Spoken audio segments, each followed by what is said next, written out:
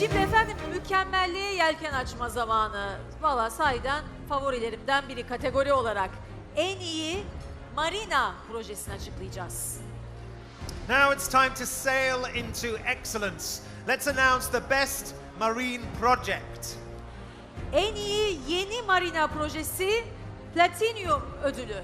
Best proposed marine project Platinum Award goes to Valley Marina by Baştaşlar. Diyoruz efendim, hoş geldiniz. Sahnemize tebrik ediyoruz.